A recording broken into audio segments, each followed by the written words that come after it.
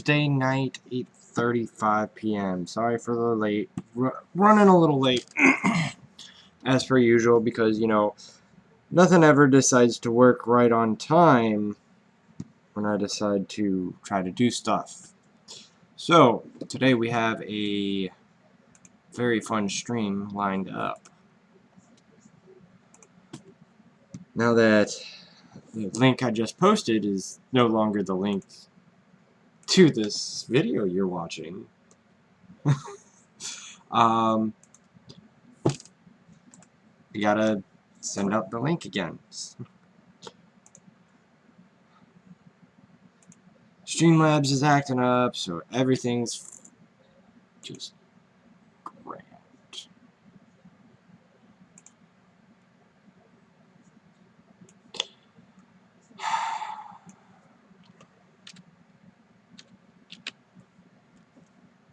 If it's not one thing, it's another, guys. I tell you.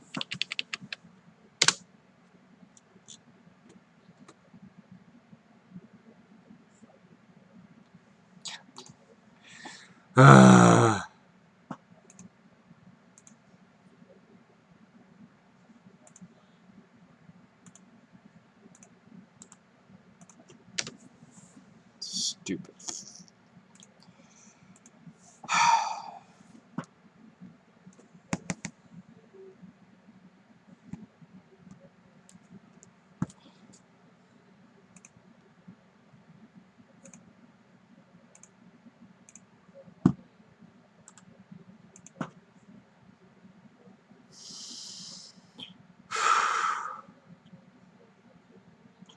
They gonna test my patience today.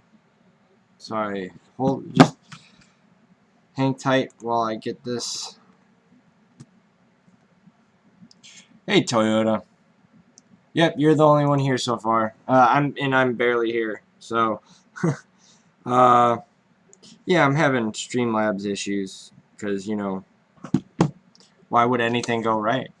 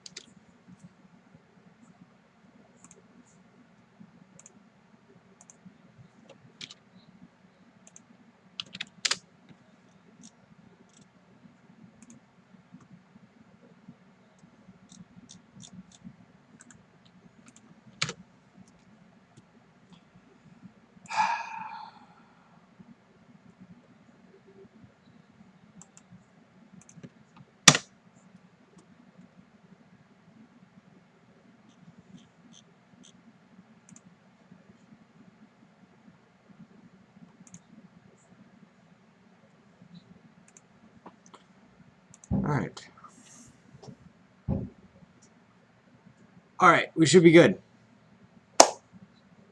Welcome! How's everybody doing tonight? Obviously, I'm a little flustered.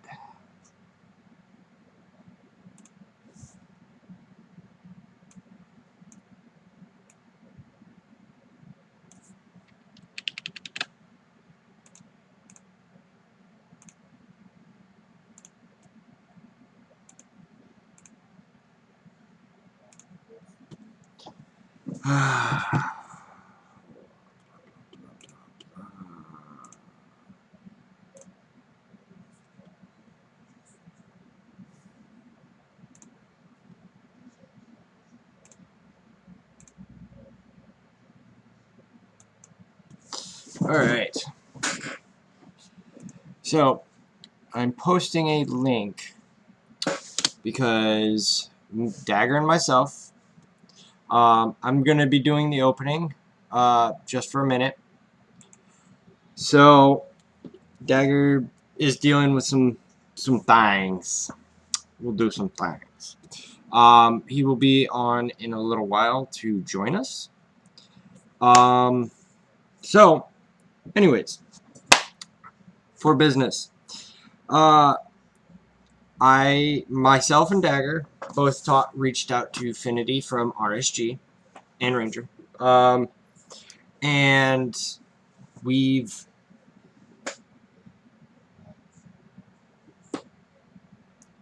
really Dagger, or is that Fru? I bet that's Dagger or Fru. Anyways, so we will be basically doing something for charity. I reached out to Finity from RSG, and I told him, I said, pick something, and I will Gear 13 it. So he chose my lovely Phoenix squad. Now, if you can see in the background here, we actually, my Phoenix are actually pretty well off. Let me log out of the game on my phone so I can show you on screen. Just bear with me. No, that's this one. So yeah, so basically I've donated already, I believe, to this one. I donate to them quite often because it goes back to their stream. They do it for the American Cancer Society. So me and Dagger both submitted a challenge. And if it gets full, we will both, like, he's got a separate one, I've got one. Finn hasn't put his on there yet, but he's going to Gear 13 his bounty hunters. He got the much better end of the stick on this one. I get to Gear 13 my Phoenix, and Dagger added a stipulation that I cannot Gear 13 Ezra because he is already one piece away from going to Gear 12. So, let's see. Right now, within the last couple days, I actually moved Sabine to Gear 10. Since I do plan on actually Gear 13ing them,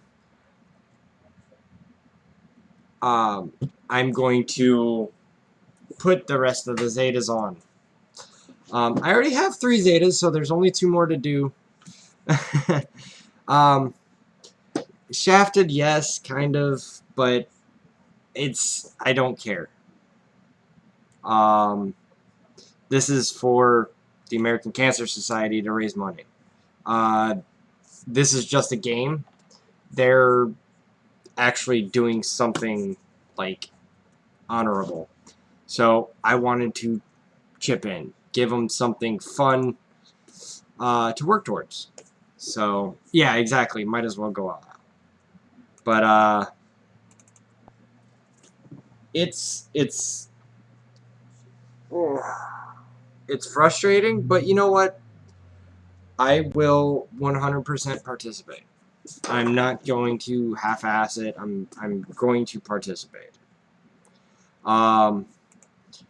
This has brought up. I did warn the fellow officers in the guild that I was doing this, and there's been some mixed reviews, but for the most part, I really don't care. I'm doing it for a good reason. And I believe it's worth it. To try to find a cure for cancer, I've had many people in my family actually be affected by cancer. I've had three cousins. One of them has had it twice. Be affected by breast cancer. My grandpa, I believe, had diabetes and pancreatic cancer, if I'm not mistaken. I've also had, I think, someone in my family had skin cancer as well, if I'm not mistaken. But so I actually have quite a bit of work to do on my Phoenix. I've moved, like I said, I moved Sabine from Gear 8 to Gear 10 pretty quickly. That was a little bit of couple of the things I had hoarded, but it's fine. Dagger's bounty hunters are a lot more well off than my Phoenix, so he's got a lot less to do, but he also got told, like, so in this one I gotta get I have to Gear 13 my 5 Phoenix, and then I have to use them on a light side battle in every phase and record it in the light side Geo TV. So, yay. That should be fun. So, if you guys haven't already, go here to their Tiltify, donate. I want to Gear 13 my Phoenix. Make it happen, guys. If it doesn't get filled, it doesn't get filled. You're not only helping people from doing cancer research.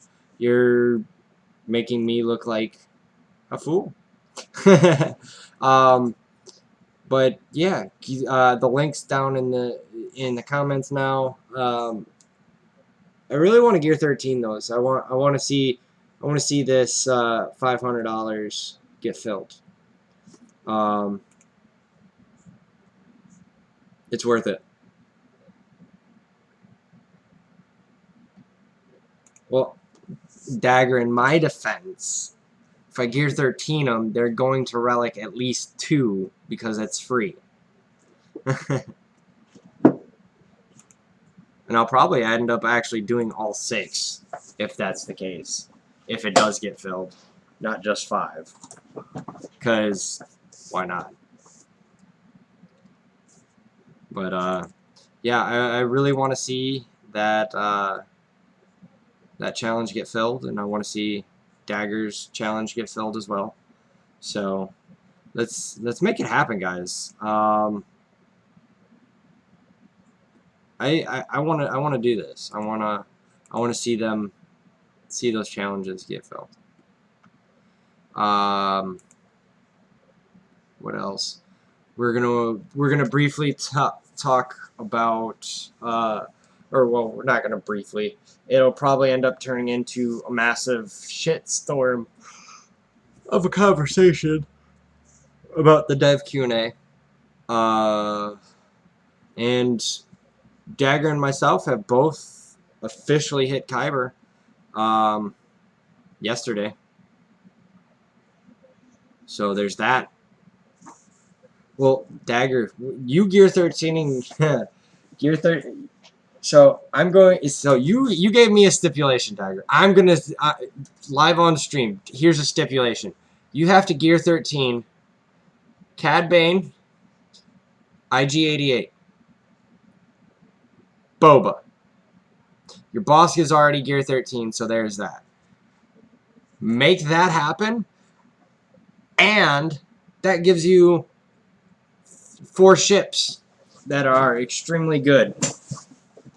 So yeah, that's your stipulation, Dagger. I want to see you do Cad Bane, IG88, and Boba Fett. So, yep, a lot of people hit Kyber. As soon as the game loads, I will see where I stand in Kyber. But I am in Kyber, so that's a plus. This GA was kind of fun. I got to fool around. I didn't stress out. I wasn't trying to win everything. I mean, I was trying to win everything, but it wasn't one of those super competitive years. Oh, Bringer's dropping bombs. Make him gear 13 Greedo. Yes. But yeah, this is you're oh wow. Nice. I'm still in Division 2. What is going on? Why are you being so slow, computer? Well, so give me one quick second. I am going to actually switch over to Discord. So give me one quick second.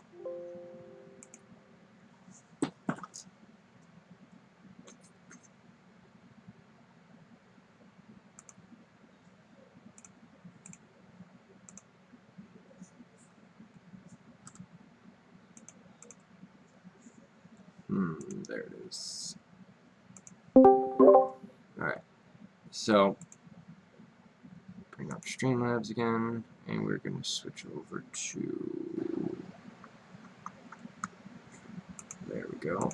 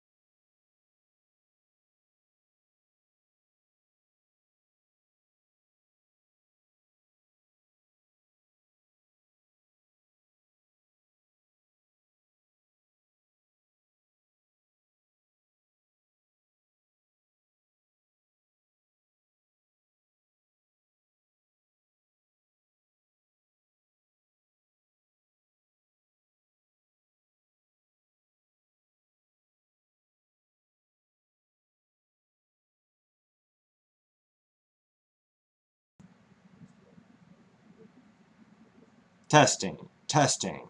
Can you hear me?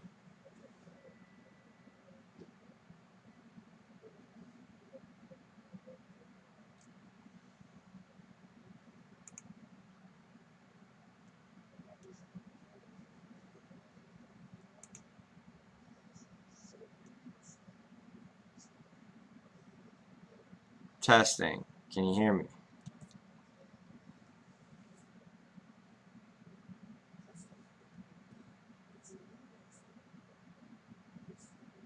Okay. Alright, good, good, good. Sorry, I was switching some things around. I must have hit a wrong button. Anyways, so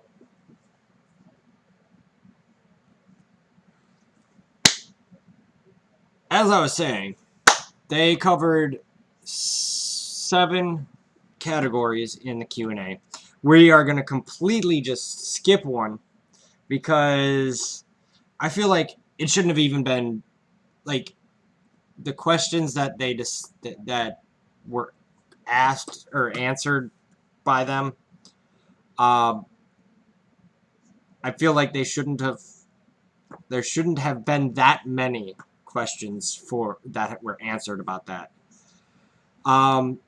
We're going to skip the art section. Now, don't get me wrong. I do understand there are people that actually are interested in the art, blah, blah, blah. But the state of the game, the state the game is in currently, I feel like enchiladas are served. Thank you. The art questions probably should have been pushed off. But, you know, what do I know? I'm not a dev. Anyways, bullshit. Sorry, I don't know what to do with myself. I got enchiladas. So, who goeth there?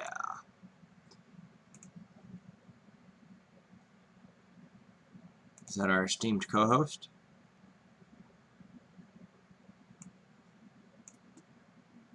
In my defense, I probably couldn't hear you because I muted you. Oh. Oops. So, anyways, yeah, welcome. I got a few minutes. Okay. Art question, why does gas look so weird? Yes, Toyota, exactly. These are the people that answered questions. We had Top Hat, Sven GG, Viking, Cyanides, Miller, Raging Spaniard, SB Crumb. They all answered questions.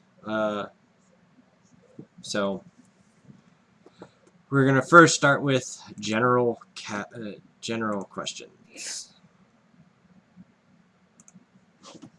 So guilds. Well, hold on. Kyle will rotate. Kyle will read the questions, and I'll summarize answers or read them if they're interesting. Yeah. And we'll rotate who does that for topics. I was gonna say because the questions have been, there's a lot more questions when I was reading it yesterday. Yes, there are. Damn, they were editing this for a long time. Well, to be fair, half of them are about art. So. Yeah, I know, and that's why I'm gonna skip those because it absolutely kind of pisses me off that there was as many art questions as answered as there was. Anyways. Yeah. All right. Guilds may be great for big group efforts of friends, but I am a solo player. Hold on, let me stop you right there. Alright, we're going to skip this question. Because this is that's just silly. Anyways. Keep going. I am a solo player. How can I get raid-only gear if I'm the only member of my guild producing raid tickets and or taking part in raids and or territory battles? The answer is fuck you, get some friends. Next question. Yeah, exactly. Or learn how to solo the raids, jackass. I mean, there was a guy in one of my old guilds who could basically solo heroic Civ. Get on that shit, man. Yeah, right? Skeltrix almost did it like a month ago. Well, he did it with a test account. And it was a test account? Yeah. No, I had an ex-guildmate who did like over 100 million and the grade was down in 40 minutes, so he had no restarts. Oh shit. Anyways. Yeah, so it's doable without a testing. Oh yeah.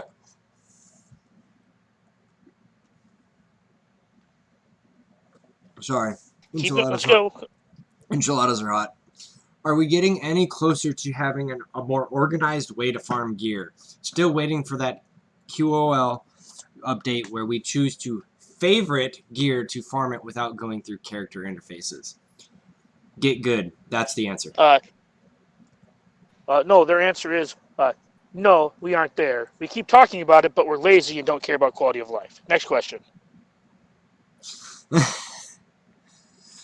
Yes, Brainkill. We're gonna try to put it in more layman's terms than they the devs pussyfooted around with answers in. So, anyways, next question: would it be possible? Would it be blah blah blah? Would it be possible to pick between both old TVs while still alternating light side and dark side Geo TV? Content is very old at this point, but our guild still does not have Probe Droid across the board, and I don't believe anybody has 7-star. Let me stop you right there. It's called Get Good. Continuing. We've graduated to Dark Side Geo TV, but we've been able to alternate between standard Imperial Dark Side TV and Geo. Now that with the release of Light Side Geo TV, we're losing the opportunity to alternate Dark Side TVs, and we've got no further use of the Light Side Rebel TV, and are probably years away from doing Light Side Geo TV. We feel like we're being forced to pursue a game mode that we're finished with at the expense of having to later choose between two that we really want to participate in. So this answer is a bit odd, and I'll read their answer, and then I'll explain why it's odd. It is very odd. CG Top Hat. The short answer is no. We walk a delicate line between demanding too much and too little time from a mobile game. We allow players to play the old TVs alongside the new ones. From a min-max perspective, this is basically a requirement to be good at the game, which is to play both. So while there are some players who want to play more, our data indicates that we already ask a lot of the players' time. Adding an additional requirement probably tips us over on the required amount of time playing. In addition, we have very specific economy outflows modeled, and allowing a second TB disrupts that in a way that as the economy is currently set up. So, let me clear my throat for this one. You didn't answer the fucking question. Their question is, if we do Dark Side GeoTB, when Light Side GeoTB comes up, can we choose Light Side or Dark Side Hoth? Right? They want to be able to pick which Hoth they do, instead of being pigeonholed into doing Light Side Hoth. So next time, answer the fucking question. Second, the economy you refer to is called Get One. Yeah, and right. You are the reason that's all fucked, because you keep putting these characters into Get One. Yep. Making me auto Hoth TB takes, okay, Hoth TB takes about as much time as Light Side TB. 5 minutes. Why? Because you auto everything in Dark Side in Hoth TB, and you just can't, you get 4 you just die immediately in Light Side TB. Right? These aren't actually difficult to run them side by side. You just don't want to give us enough resources to eliminate the gear crunch. Yeah, or the new crunch crunch they've introduced, which is the Get One. Well, so here's the thing. Here's why this is odd. They don't answer the question, and then they use this as a way to prop up their in-game economy, or maybe not prop up, but to explain why they feel their in-game economy is important. But here's why that's bullshit. Right? Get One, after you get Hoda and Wampa, or neither, depending on what you want, that's how you get gear. Yeah.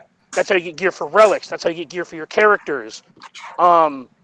You put way too many characters in all the stores.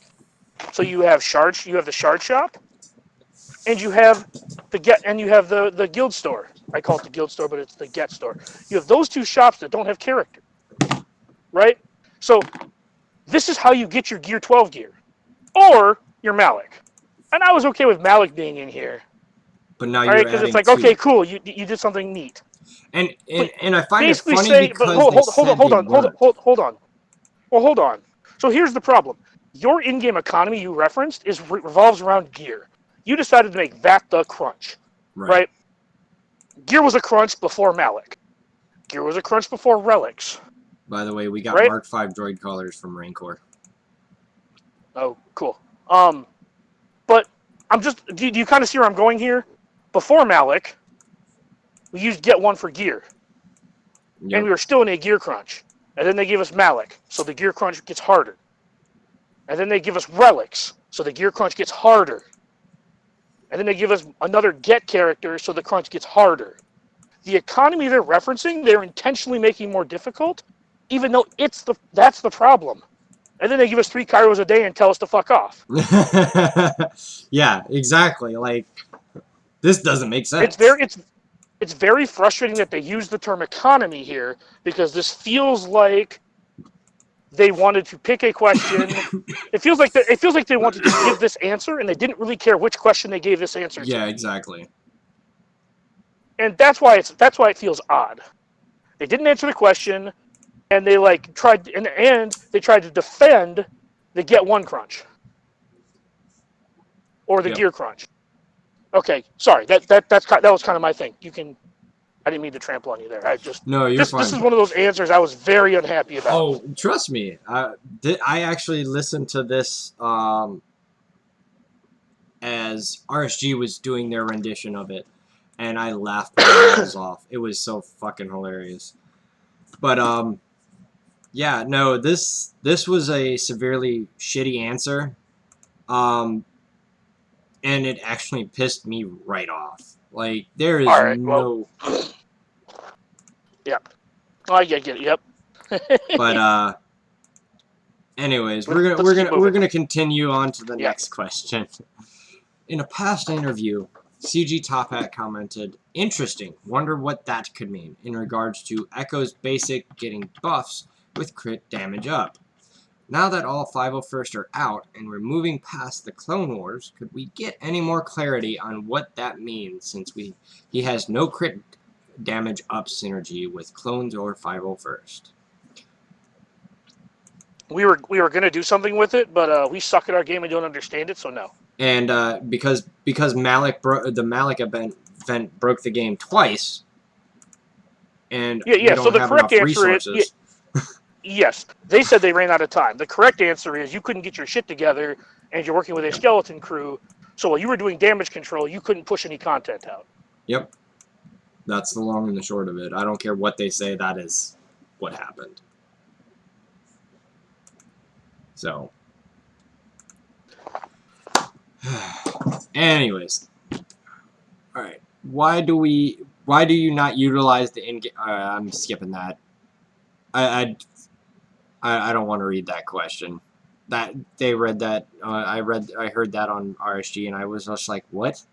Anyways, will we get any info on the neutral tag anytime soon, or will y'all be removing it? If y'all got plans for it, nope. I think my man Hondo Anaka. Yep. Sorry to cut you off, but yeah, the answer to this question is CG wants to put Hondo into the game, and they can't justify getting rid of the neutral tag when they're going to give us a giant neutral Revan. Yeah. One day. Eventually. So why take the tag out of the game when you're just gonna have to put it back in when you make us pay $600 for neutral Revan in 2 years? Which will be a super epic confrontation requiring Malik and Jedi Revan and Darth Revan and like probably an Ebon Hawk at like 70k GP or something. Well, it'll probably just be a raid character. That's my guess. It'll be not this raid, but probably the next raid. I don't know. Okay. We have a lot of these to knock out. I want to try to get them done relatively soon. Oh, I don't remember this one. During GA, the person going second has a clear advantage knowing how many points they need to achieve and plan accordingly. Are there any plans to consider hiding the opponent's progress during the attack phase, or at least hiding the attempts and score? That would be interesting. Yeah, they said there are flow changes we want to make to build a faster, more engaging GA experience, including building more decision-making during deployment and during the attack phase. I want to be able to edit in my fucking squads. Well, I that's fat because fin- you're bad at the game and put I bugs on your Darth Revan once. But here's the thing. I think GA, and I think that there are things. I think of all the things to fix about GA. Right? Insert the cheating comments, all the bugs. disappearing buttons. The buttons tend to disappear more in GAC for some reason. There's not a leave button, but there's a join button. Mm-hmm. And then, of all the issues with this game mode, the person going first being at a disadvantage is kind of low on my totem pole. Because here's the thing, they're really not. I feel like this is kind of a cop out in a way. Yeah. And I'll say that because, like, are you at a disadvantage? Maybe slightly. But what if you hang a big number? Right? Like, you're looking at this putting from the pressure on your opponent. one direction. Yeah, you can use this to put pressure on your opponent. I go first because I'd rather just get it over with. I don't think that it's that big of a deal. I think if you're going to change anything, you could make the points not show up. You can still show how many attempts they took, but not show how efficient they were. The only thing to me that makes this question like a real question to me is the efficiency game. Where if they do one-shot everything, you need to know how well you need to do. So I'd be okay with removing the total number of banners and showing how many mistakes your opponent made, right? Like, just like TW, right? When you go into the screen, it shows you how many holds everything had. Uh-huh. Just show that, right? Just don't show a final score. I think it's important for the person who goes first to dictate the tempo. Yep. Absolutely. I think not knowing what your opponent does, I think that's part of the strategy. Some people like to wait till the last hour because they like to see how well they have to do.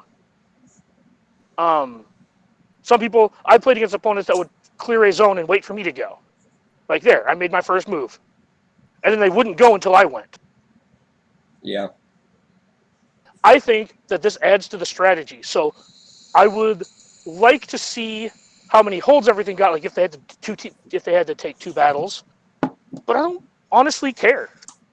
This is not very high on my priorities list.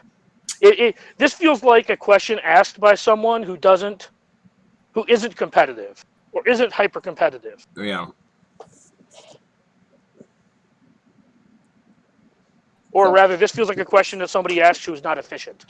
Probably. And they keep getting burned because they go first and their opponent wins by 5. But Yeah. it really boils down to them making mistakes. That's how I read this. I could very well be off base.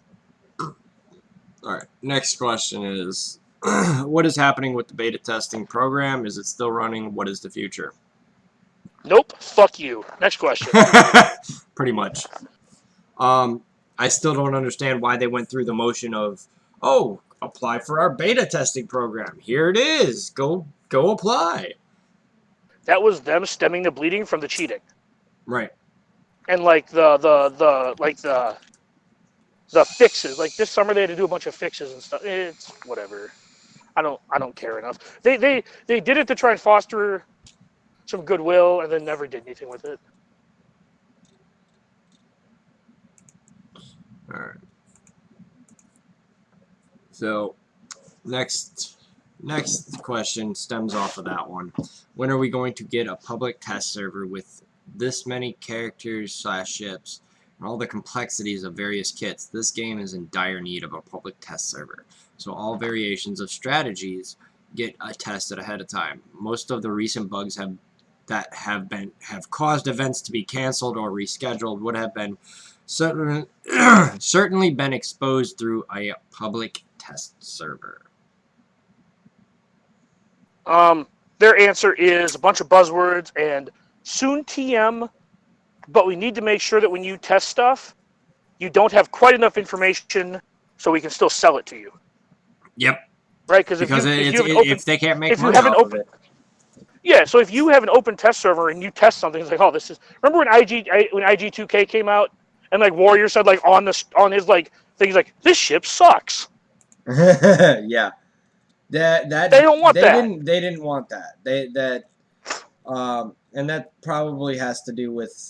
So I think they want to figure out how to let us play with something, but still not be able to find out how powerful it is. Right. I think that's the problem, because I think if they wanted to give us a public test server, they could already, without a ton of effort. I think the biggest problem that they run into, at least from my perspective, seeing as that they already had a test program, and they still technically do, they just don't use it. It's like so I feel like they could have done this had they wanted to. The problem is they're trying to put it into. I feel like the problem is they're trying to put it in place in a way where we can't tell if something's good. We can just tell if it works. And I think that's what's catching them here. That's my opinion, though.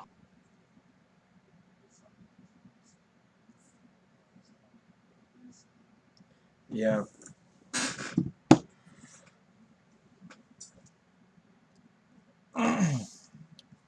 What are your personal biggest problems with the game, and are those being fixed?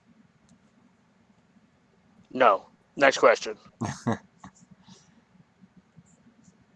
You can read what the devs want. It's the same stuff we want. They want and the answer mini to raid. are you fixed? Yeah, they want mini raids. They want with relative speed, single player raids. That would be interesting. Something. All they need to do is go look at Marvel Strike Force, take the Dark Dimension and put it into this game and call it something else. So, that's it. Next one. What is your New Year's resolution, game related and otherwise, if you'd like to share? No one cares. Next question. What are your? I think that was a fair assessment. I would say I don't care what they're up to. They put that in there so like they could make it sound like they have lives. Yeah, right. Yes, you have lives. That's why nothing's getting done in the game. We get it.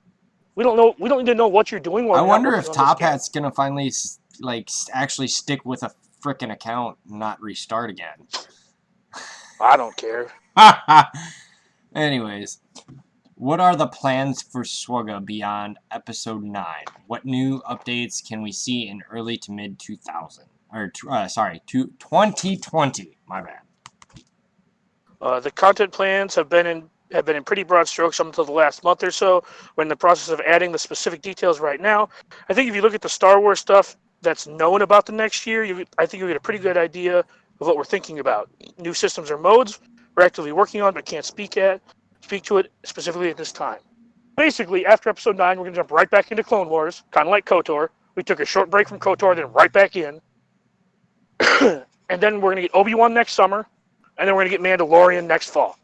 I assume that what they're going to do is going to have something along those cadences.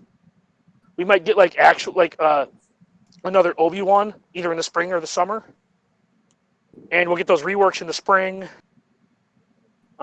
It's going to be a pretty big light side year, I think. Outside, this last year was a pretty dark side year. Yeah. I think this next year is going to be very light side heavy. I mean, that's usually what they alternate. Well, not necessarily. I mean, their metas tend to alternate. Yeah. But 2018 was pretty mixed. You had like all the bounty hunters and Sith meta and the Jedi Revan to ground it all out. That had both, and then the year before that was like you had basically you had Rey and CLS. I mean, I feel like they've been pretty balanced for the most part, except for like 2017 and this year. They've been very dark side heavy this year. Yeah, they have. We got dark side Geo TV with a ton of reworks. Light side TV brought us I think Shock T and Arc Trooper, and that's it. Well, the clones got a rework. I guess we got Padme. Okay, so we got some light side stuff, but it's been very dark side dominated. We had dark side TV for like 4 months, and we had Sith Empire meta, up until July, and then it's been Relic Year 13 and Relic meta. Yeah. All right. So, could you share a little more of the 5-year plan and how it could handle the current rate of power creep? We don't know what we're doing. Question. Will you be looking to add more simple but effective characters that are readily available on release? TIE Fighter Pilot, Death Trooper, Star, Kylo Ren Unmasked, are all great examples. It'd add more diversity and would allow free-to-play players to progress characters quicker. I'm trying to figure out why they consider Kylo Ren Unmasked, Kylo Ren Unmasked's kit not complex. I mean, that's fine. I get it. But like, on a live stream, I had to like kind of like, I don't want to say walk you through, but I had to kind of like give you a couple like nudges on his kit. Right? He has a pretty complex kit. Like, it works together. He has a pretty synergistic kit, and it like superpowers a faction. But his kit is, anyways. Sorry, that's a personal peeve. I've been talking with Miller. CG Miller and I have been talking about some of the upcoming character designs for the next year, and this is a pillar for some of our releases. That basically means they're going to be adding a lot more non-meta characters, which I am also okay with. Yeah, right. Like, why don't we have Rebel X-wing pilot? Yeah. You know what I mean? Like, we can have they can just dump like 10 to 15 just like generic characters into this game, Right. just to help round out factions and dick around. They don't even need to be named characters. Neither First Order TIE Fighter pilot's particularly good, but they're both cool and they exist. Yeah. And then CG Miller, General Hux and First Order Sith Trooper have much less complicated kits, but each bring power to an overall First Order squad. Yeah, like an example of like a very simple. So I tend to think of like simple. To me, simple kits fall into like 3 categories. You have like basic. Well, I guess it's like 2.5 categories. You have a basic kit, you have an elegant kit, and then you have like a leader kit. So for example, Akbar has like a leader kit. He has a simple kit, but it's like a leadership kit. I would consider like First Order Officer having an elegant kit. It like does one thing exceptionally well. Yeah. Right? It kind of just fuels turn meter. And then you have Thrawn. A simple, then you just have a simple kit, which is like First Order, or First Order, it's like Stormtrooper, Stormtrooper, Resistance Pilot, Resistance Trooper. Just a simple kit. Doesn't do a ton. It's good at what it does, but like, it doesn't, it's not elegant in the way that like First Order Officer is like, on offense, is like the thing that makes the team run. Right. So, I like simple kits. This kits are great. This next question is actually a really big thing for a lot of people, because I know a couple people that are waiting to get this character, and wow, you're really beating around the bush here. Just tell everybody. Just read the answer. So, read anyways, the question. I don't need to read the question. Darth Revan's going to be on the Journey Guide. That's huge news. Yeah. Is it? Shout out to our buddy Apropos. He's been literally waiting for been like ready for months for this, and has been waiting for it so he can get bumped up. Our buddy Nev from the Escape podcast is also waiting on Darth Revan. So this is big news for a lot of people, because I feel Darth Revan's only been around for 9 months. So they're I think this tells us more of when we're going to get the Journey Guide than anything else. But that's right. Right. Yeah, so I think that's still pretty big news.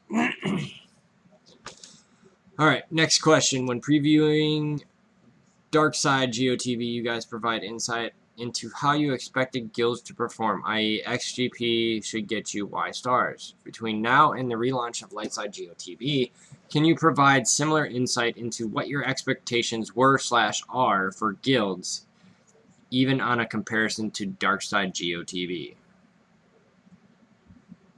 No, because you guys get mad when we do. Next question. Pretty much. Well, okay, to kind of elaborate slightly. We tend to get mad when we don't reach the expectations that they give us. Or they give us expectations and they're wrong. See the Darth Revan event. Most of us who got it the first time, who were preparing, took our characters to Gear 11. And you can do it with like 2 Gear 11s and the rest like with no gear. Right? Like, they don't know how easy or hard their events are. So they don't want to speak to it because they're wrong a lot. Yeah. and the fact that you need like 12 million per player to get through Lightside GOTB is interesting. But moving on. When Darkside GOTB was introduced, we were given a very clear expectation of what the entry requirements were and how many stars we could expect to get. Why was that not done for Lightside GOTB? Many of the flames could have been suppressed on Reddit and here on the forums if that one step had been complete. So here is they give a pretty CG Topic gives kind of a long-winded answer, but if you read between the lines, the real answer is Darkside GOTB was too easy, so fuck you. Pretty much. I don't know why Like, this next question is an economy. I think hold on. I think CG expected Darkside TB to be much harder than it was. That's why in several other places they mentioned like theory crafters having a hard time with this. You can't theory craft if your tunes don't survive, right? Well, no, I mean like they think we're theory crafting when we put the triumvirate with Sith Trooper and Thrawn in on auto and get 4 out of 4.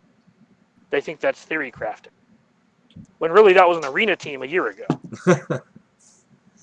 Yeah. You know? They were like, oh no, Malik like solos phase 3. I honestly think they undertuned GOTB, so they overtuned or undertuned Darkside, so they overtuned Lightside. Yeah. I think that they expected Darkside TB to be much harder, and when we basically solved it, they decided to jack up Lightside much harder. Oh yeah. Because I mean, if I'm not mistaken, I think it was TI like the third TB was able to get like 32 stars, barely, but they got 32 stars. If I'm not mistaken. I've not been paying attention to what people have gotten max stars wise, but yeah, the Darkside TB's not. It's annoying and it's hard, but it's not like unbearably difficult. It's just 10 to 12 minutes CM. We're gonna move on to economy. Yeah. I'm gonna give you a TLDR of this question. Will you address sandbagging?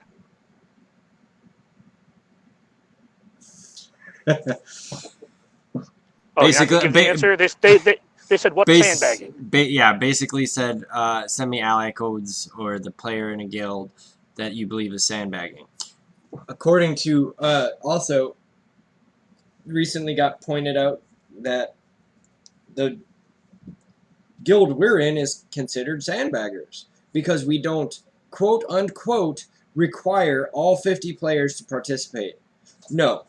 So I'm going to actually shout this out because this is actually a well-known, decently well-known content creator. Goes by the name of Bulldog1205. So I'm going to give you the middle finger, sir. I'm not going to make my guild participate in something that they don't want to participate in. If they want to participate in, by all means. Except TB. He makes me participate in TB. I'm forced to participate in TB. But yeah, sandbagging. Okay, so here's the other thing too. I personally think there are 2 levels to sandbagging. There is like being 45 or 46 out of 50, or maybe you only have 47 people in your guild. I think if you have 90% or more sign up, like over 90%, or like I said, your guild's just not that. I think that's not sandbagging. Like if you have 46 out of 50 somewhere in there, I don't think that's sandbagging. The problem is like I know a guild. I'm not going to name names. I'm really not. I'm going to cough it. But they rotate 5 people to sit out, so they don't have to play the top guilds. Right? They rotate people out so they can stay at a lower guild threshold to play weaker opponent. So they can just rack up wins. Yeah. And they rotate who sits out. Oh, absolutely. That's sandbagging. That is sandbagging. Right? Not require like I think last time we had 47. I think we had 46 and 47 last week. It was in our TWs. 40. That's Yeah. not sandbagging. We like and one of them sure was we had because like he we had works like on the weekends. He didn't sign up Yeah, because he lives yeah. in he lives in Great Britain, and he was going to be at work. So I told him I usually have to remind him because he tends to do remodding right at the last minute for TW. God bless Big Fat Merc. All right. Yeah, so we're gonna move on here. Yeah. But yeah, they don't know what sandbagging means, and that's cool. When Darkside Hoth came out, the shard rewards for Rolo and IPD were increased from 1 to 2 per victory to compensate for getting the TB half as frequently. I don't recall it was right after, but it was like it was shortly the after next spring. It was like the winter. They waited a few months to do that, I thought. I don't remember. But anyways, I won't argue when it happened. I know that it did. What was the answer? The answer is fuck you, get good.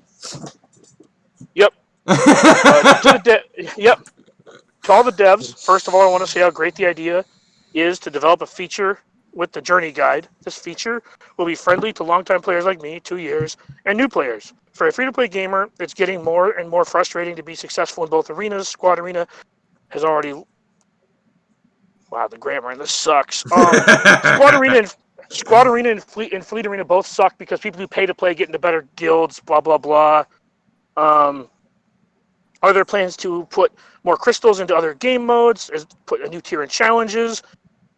And then they ask at the very end, how am I supposed to do my Cantina funds and Relic funds at the same time? Get good. Huh. Open your wallet more. Ah! I mean, yeah. Oh, you're not going to read the answer? So, Cyanide You're read the says, answer. we don't have any plans on adding new farming locations for relic mats. I'd like a new daily challenge for them, but we don't have a timeline for doing that yet. I like how they answered one portion of this question, and this is another one of those questions that feels like they wanted to give this answer, and they didn't really care which question they gave this answer to. They didn't answer the part about speeding up Arena for new players. I mean, they do with the Hyperdrive bundle later, but they don't really address the part that he cared about, which was, are you going to put crystals other places? And I think you need to put more crystals into Grand Arena, but mid-load it, right? I think you should reward. I think the biggest crystal reward should be for Erodium. I think getting the Zetas, and you should get more gear for getting the Chromium, for getting to Kyber. But I think you should get more crystals. But like instead of being like 50, 100, whatever, it should be like 50 and then 100, and then you should jump up to like 300. That, and I think you should give out crystals in raids, not even like a real amount. Give us like 50 crystals for first. I think CG should do a lot better at rebalancing everything. Also, as somebody who usually finishes first in both arenas, just take 100 crystals from the top 5 of Squad Arena. You heard me. Make it 400 like Squad, and then redistribute them all over the place. Fight me. I think it's fine. I mean, if you're getting crystals other places, those people getting first are also doing well in raids. Yeah. That's more crystals. They're also doing well in Grand Arena. That's more crystals, right? So the crystals, if you basically take some away from Squad Arena and you let them trickle into the player base in other ways, the top end players will actually end up getting more crystals because they do better in raids and TW and things like that. Also, why are there no crystal rewards for TW yet? I don't know. I'm just saying, like, I thought there was. I think they give you like 150. TB. Is there? I could be wrong. If it's 150, that's not a real amount of crystals. I don't. I know you get a pretty hefty sum after a week of TB. I'm pretty sure it's like 150 or 200 crystals every territory win. I could be wrong. I don't know. But No, we don't get crystals. okay. We get guild event currency. We get 1, get 2, raid store currency, and gear.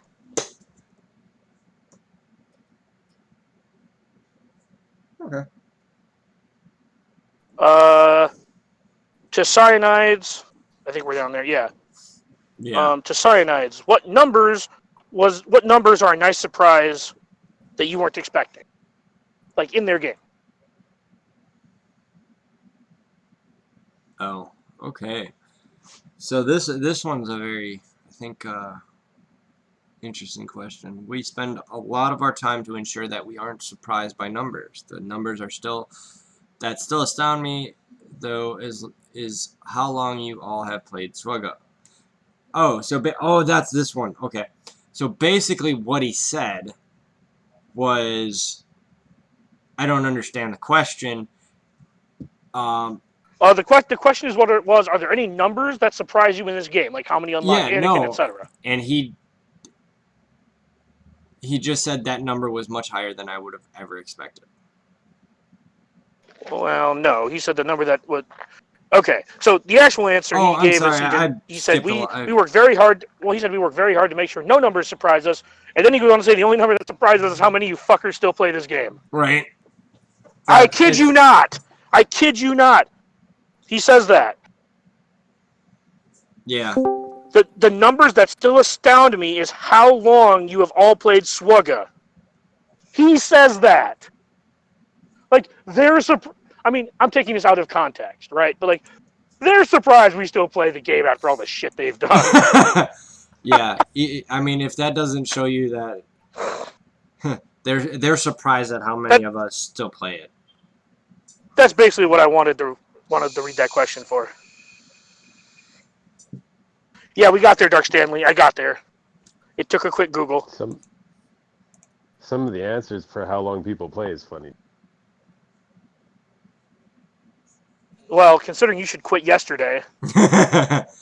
But apropos, at least Darth Revan's going to be in the Journey guide when it goes live. Yeah, and you know, I've got great hopes for that succeeding when it actually launches, whenever it eventually launches. I'm so looking forward to this. Wait, this won't be Malik, right?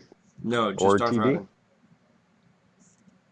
Revan. Yeah, if only it was that simple. Yeah. It's not always simple for them to be releasing. Well, it is. The they just answer suck seems at it. to be yes.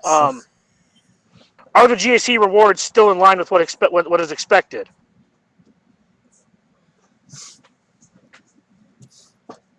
All right, since DPK is not participating, the answer is no. We're updating it. Sorry, I had another question, like focused on another question. I had to find where you were reading that from. I skipped the really crappy question about removing non-5.mods. There will be as my answer to that one is we'll have a pack to remove the non-5.mods. It'll be $24.99. Yeah, because like they didn't answer it. No, okay, it's fine. No, it's fine. I'll say the reason I skipped it was that their answer is we are planning to do this. Timing is still up in the air. I like that you guys are in Discord because I can listen better. So, next question. Can you please update the types of gear and the amounts donated? Oh, this question's stupid. Never mind. That question sucks. Skip. They're like, can we get more donations? And they're like, we don't care. At one point, at one of the recent Q&A, wow, grammar, they really don't pick the ones with good grammar or spelling. They really don't. In one of the recent Q&As, you mentioned a plan to ease up on the gear crunch, or was that forgotten or being planned?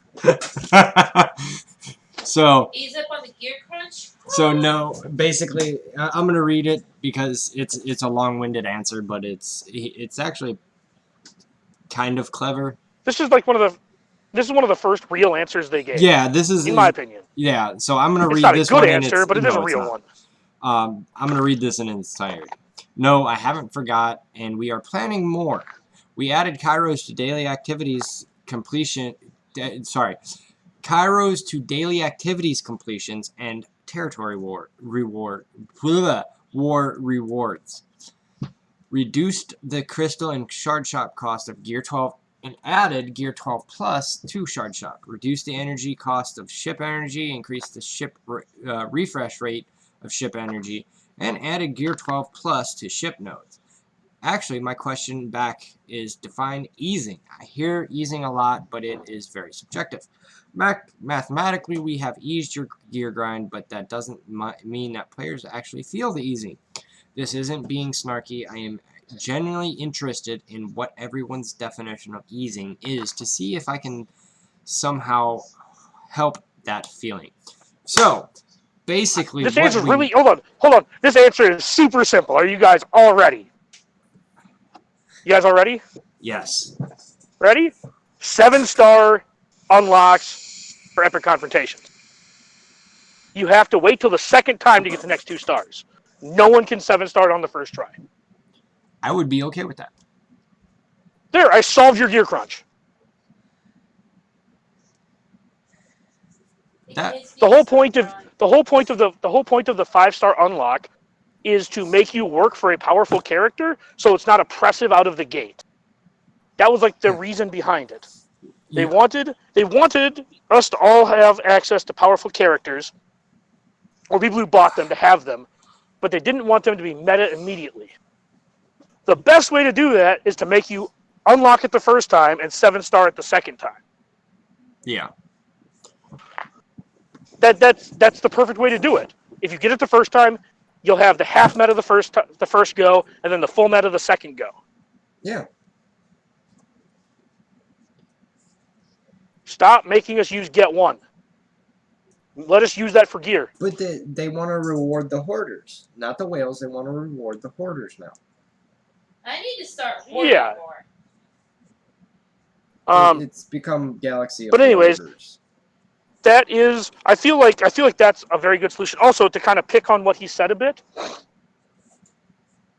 if you had actually, the only thing you on this list that you of the things you listed where you actually said this is for the gear crunch was adding the Kairos into the daily challenges and then making the box give 5 salvage instead of 2. The Gear 12 you said was temporary, right? Like you basically just said we're gonna do this for a finite period of time. On the ships was quote unquote temporary. Well, no, that was the shard shop and the crystal price. With fleet, they said it was to help expedite farming. So new players could farm things faster. Okay. Right? So it all comes down to communication again. When you do these things, you have to say this is supposed to help the gear crunch. Yeah. I mean, you don't have to say that, but you can sneak it in there. Don't say we're changing fleet energy to help newer players get better faster. I mean, you can say that, but then also say we're helping you with the gear crunch. And then with that same breath, they took guns, cuffs, and carbs off the easy nodes. Yep. Right? That's the thing, is that like it didn't feel like they were easing it because they gave us something and then took something away. Give us another way to farm Kairos. I don't have a problem with Kairos being as hard as they are to farm. I don't. I have a problem with okay, I'm just gonna say this once because I could repeat myself till I'm blue in the face and CG doesn't care. It should not be harder to go from Gear 11 to Gear 12 than from Gear 12 to Gear 13. So quick it example. Should not be harder. Quick example of this. I 7-starred my Malik 2 weeks ago. Or no, I'm sorry, 3 weeks ago. I had the piece ready to put on for Gear 12. So I went from Gear 12 Malik to Gear 13 Malik within a week. Do you know how long it took me to farm a single super stun gun to get a character to Gear 12? It took 8 days. Yeah. Yep. And that's with using my crystal income from Squad Arena to buy the 25 golden eyeballs. Yeah. No. Again, it goes. Yeah, it just kind of goes back to the economy, right? The economy in this game is kind of warped. But we only really have one more. We only have one more question on this one before we skip the art. But it says, "Are we safe to use championship tokens, or are you going to put a character in there?" And just really quick, they said the reason this is comical is because we were just talking about it. We have no plans to add characters to the Grand Arena currency rewards. We intend to keep it now so you can spend that currency on gear. Well, okay, Lies. No, that's not a lie. They're not. I believe they're not putting a character in there. But if I make Kyber, I can buy like half a Kyrotech. Hooray! Yeah. Like that. On top of getting the Kyrotech from the reward box. Sure. All I'm trying to point out here is that you say we can buy gear there, but the only thing that's worth a shit is slicing mats. Yeah, the slicing mats. Or slicing materials. Because you made those so goddamn hard to get. I mean, you didn't. You just made us use so fucking many. Unless you're insane, but I mean, not everybody should be like me. Well, you also don't interact with mods that frequently either, so that helps. Oh no, I do a lot with mods. Your account says otherwise. Well, for free to play. Well, it's not slicing or rolling them because you have like 70 million credits and 1 billion slicing materials. You haven't looked at my roster recently, but I won't derail us too bad because I'm good at that. No, it's fine. I'm just saying, like, for people like I do 6 mod refreshes a day, and I still never have enough slicing material. I haven't farmed mods in over a month now, basically, and I'm still slicing. Yeah. So that's why I'm saying, like, materials. Yeah.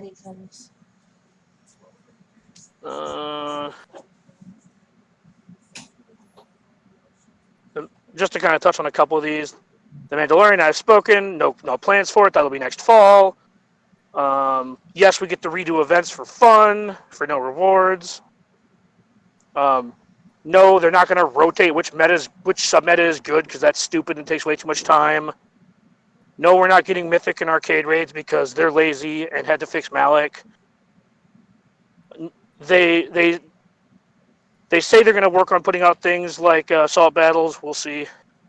They're not putting out mythic events because they take too much work and don't give us enough. Which is funny because last Q&A they said that C-3PO and Chewie were in the works. Yeah.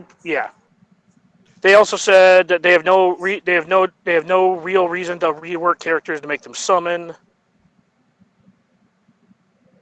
They asked what kind of content. They didn't really give us an answer. They said episode 9. Okay. They said that they took a note to add a Grievous portrait. They said less than 10 if you include ships. When asked how many characters from episode 9 we're going to get, they are changing the name of Sith Trooper to be Shit Empire Pooper instead of Shit Pooper, and the new one's going to be Shit Pooper. Wait, seriously? Yeah. So the first order Sith Trooper will be Sith Trooper, and the actual Sith Trooper is going to be Sith Empire Trooper. Yep, they're going to call it Shit Empire Pooper instead of Shit Pooper. They're not going to call it First Order Sith Trooper, which is such an easy way to do it. Might as well. It fits with all the other First Order whatevers. Well, the argument is that it's not a First Order thing, but whatever. It has the logo. Fuck you, CG. And then we'll dive into these questions right here. If you want to read the questions, starting with the Negotiator one. Or I'll read the Negotiator one, and then when you catch up, you can I'm do that. right With the here. Negotiator, with the Negotiator and the Malevolence, we now have 2 more capital ships in our rosters. Do you plan on having a more steady release schedule for capital ships in the future, or will it be quite a while before we get more? So, we have 2 more planned for early next year. Let's stop right there. let's just say that's probably going to be your resistance. Gear up your frickin' holdos.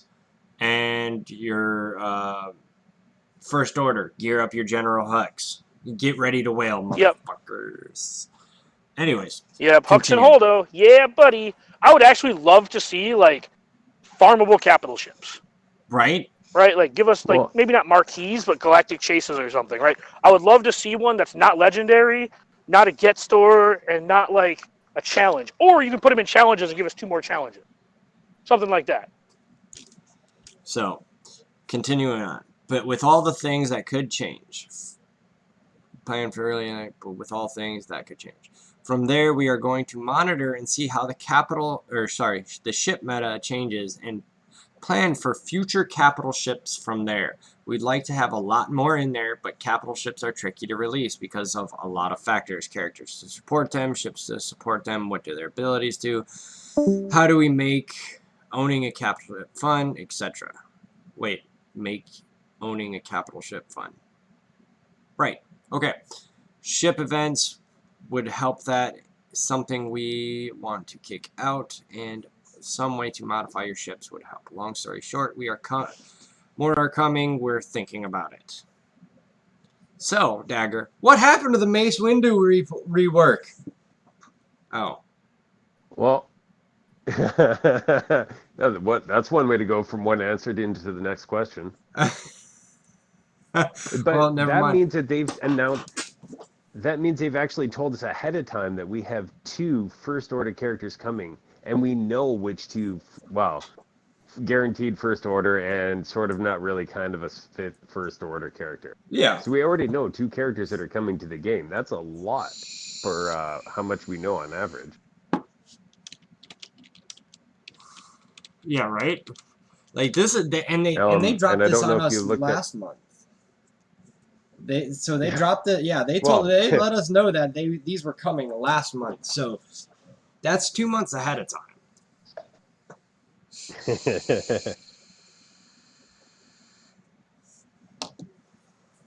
Well, Dagger had to head out. So, apropos, you're my new host, co-host. I can't. Well, I am no Dagger, but I'll do my best. Anyways, so what happened to the Mace Windu rework? I'll read the answer here. CG SB Chrome. I love this one. It's actually a good answer. Well, I shouldn't say good answer. It's a funny answer.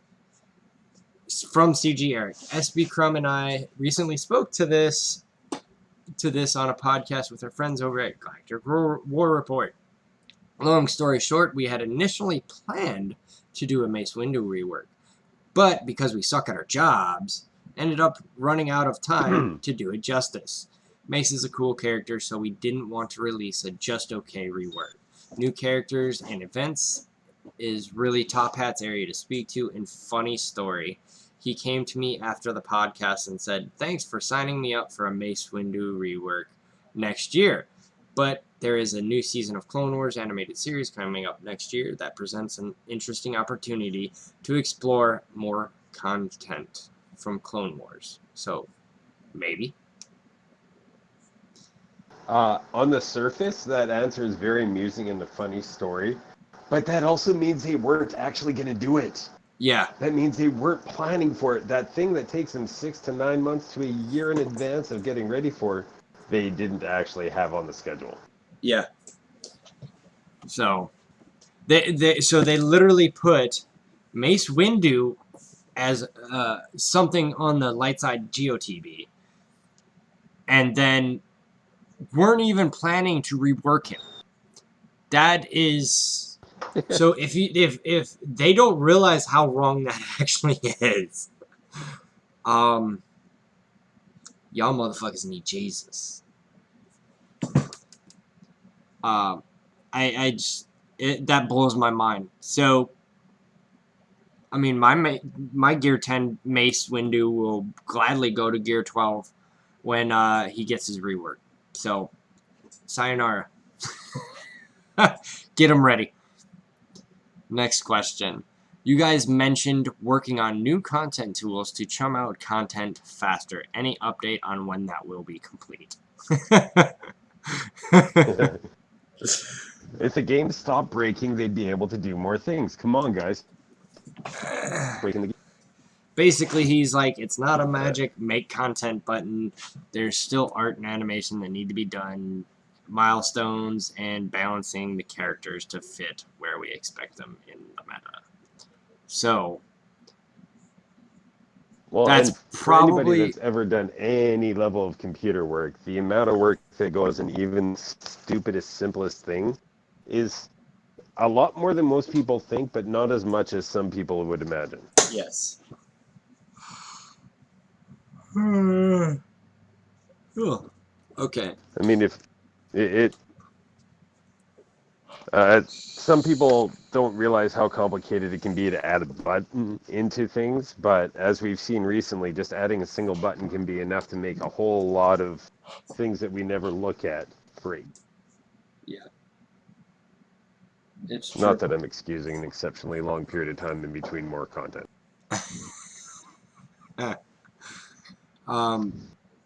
Well, and to piggyback a little bit off of that, it does so. Creating a raid or creating a raid is probably going to be one of your most challenging things to do in this game because you literally have to. Oh, okay. So we can skip step 2, but you have to code this thing a certain way. Now, normal computer processing would be to test it, but obviously we know it's CG and they don't really test. So we can skip step 2 and go straight to step 3, which means push out content. But creating something on a large scale, like a raid, there's a lot involved. It's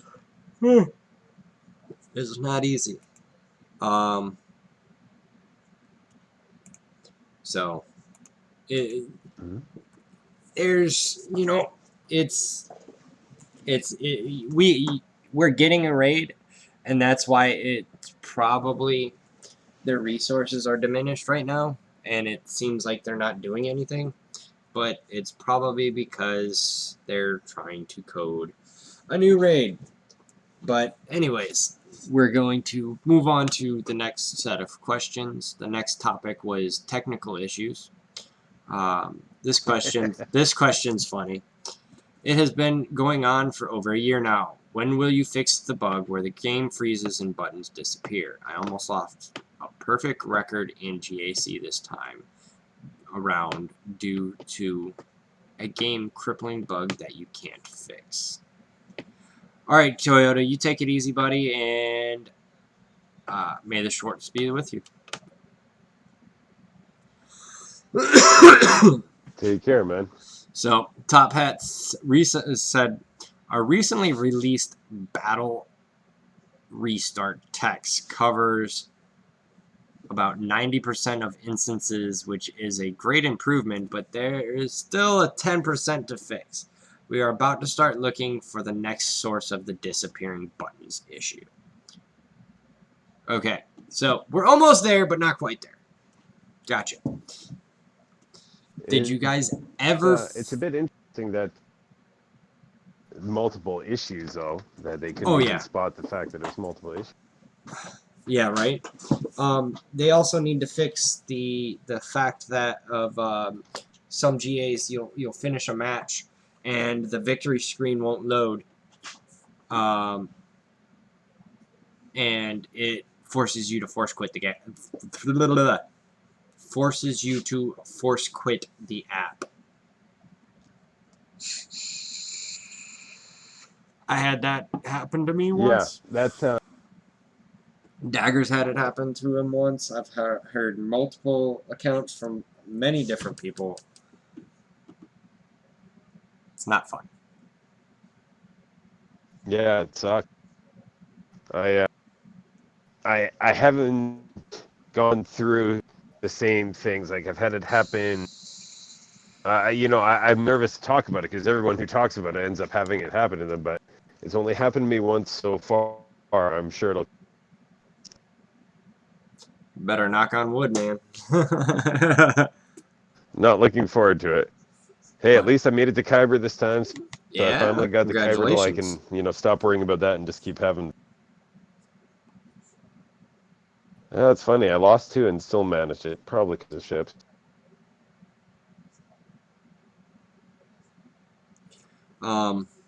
So the next question: did you ever fix the 5's bugs, or does he still need to be in the 5th spot? Yes. Put your 5's in the 5th spot for this time, for the time being. So, with the release of Malevolence, You know what? What's that? A lot of people in my guild had no idea that was actually a thing. They Oh, jeez. they're like, wait, what? Is that why I keep losing with this team? Like, I saw my 5's go down in territory battles, but I couldn't figure it out. Everyone else died so fast. But there was a lot of people who had no idea. Yeah. Exactly. There's a lot of people who had no idea that 5's had to be in the 5th spot in order to make his thing work. Yeah, Quite surprised, actually. yeah. It's sad that, and it's actually low on their flow chart to get to, which is funny. Well, that's an entirely different issue there. Yeah. With the release of Malevolence and Lightside Geo TV, people will now have to make a choice on 7-starring Negotiator or unlocking Malevolence. Is there a timeline for fixing the unending loyalty buff duration? Wait, fixing the unending loyalty buff duration is not refreshed when reapplied bug, which currently plagues Negotiator fleets. It greatly diminishes Negotiator's fleet strength currently. The fact that Top Hat said, "I'll look into it." What? You got to be kidding me. Do you not read the what us as a community put in and say, "Hey, this isn't working right"? What in the hell do we pay you for? And I literally mean that. We as players pay you. Fix your shit. Keep up with your shit. Moving on. Are you going at some point to fix the problem of watch orbs not being provided to many guilds despite the fact that we completed multiple missions? Are we ever going to receive those missing shards? CG Top Hat. We're working on it. Good to know. It's unfortunate that they're working on it. Comments are very rarely actually appear to be working on anything. Right. It's really laughable, in my opinion. They've got a unique way of communicating. Let's go with that. I mean, this amalgamation of atrocity that we're currently looking at is not the right format they should be doing anything in. You got Discord up. I did. I had a bubble pop up. I wanted to check it. It's just Call of Duty Mobile. So, the next question. If we find an inconsistency in a hero ability description, i.e. the ability description reads that it inflicts a debuff before doing damage, but in reality it does damage before inflicting the debuff, how do we report that as an issue to be fixed? So, basically what it's saying is, if it's inflicting a debuff before they do damage, or if it's supposed to do it before they inflict damage, and it's actually doing it while or after it's inflicting damage. So, Top Hat, Answers HQ is the best place to post it. We have two great QA folks, Mind Tricks and EA High Command, who go through it constantly for our game. The fact that it says constantly for our game might be the issue right there. They must have a very busy schedule. We speak with them every morning. Oh, shit. We speak with them every morning. Wait, where'd it go? And they assign bugs to us for the things the players post. And then we triage on our side and try to take care of them as fast as we can. Oh shit. Yeah, that's I wonder how many people they have that actually do that level of work, because it's Yikes. Yeah, that's a lot of work to do. Oh, jeez. Like, so, having been in retail for very many years now, I understand dealing with customers, and it really sucks, because when you so I've seen it. I've been both sides of the spectrum. For the most part, I'm usually very considerate and usually outgoing in retail, because I've been on the receiving side of the other end of the spectrum. Because I know how it feels to be sitting there getting yelled at in your face, cussed at, and all you have to do, and you literally have to look at this person and just smile and say, "Yes, ma'am," or "Sir," and not say anything. It's not a good feeling. Oh no. I cussed out a customer while working in a department store. That's not a good idea. In my defense, I was off the clock and I had put my name tag in my locker. So. Was it a uniform or not a uniform? So I was actually working at a store called Boston Store. It's like a high-end, like Macy's type department store. Oh my. I had been working in the kids department, and this lady let her child run rampant. Like, she was over, like, looking at something in another section, and her kid was, like, over here trying to open, like, I think at the time, this was, it shows you how dated this is. The movie Cars was a big thing. We had, like, toys of the little cars. And he was trying to open them. I kept telling him, "Hey, leave those alone. Where's your mom?" Yeah. And he'd put one back and then grab another one and start doing it. Kid had to have been like maybe 6 or 7. So me, as a relatively cool-headed person, grabs the toy from the kid, the child, and I hang it up. And I said, "Where's your mom?" He points and yabbers on, and at this point he starts crying. He's like, you took my toy." I was like, no, I did not take your toy. You need to find your parent. So at this time, I go walk back to my kiosk, grab my walkie-talkie, and ask for a manager on duty. The manager on duty comes.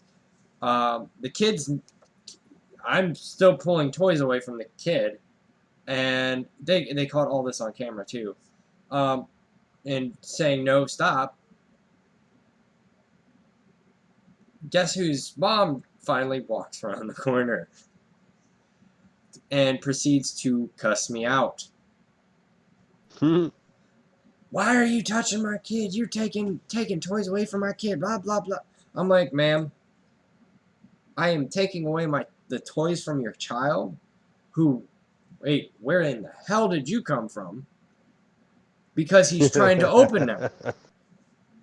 And his mom looks at him sternly. You know better to not open toys in the store. Blah blah blah blah. And it proceeded to go into a shitstorm.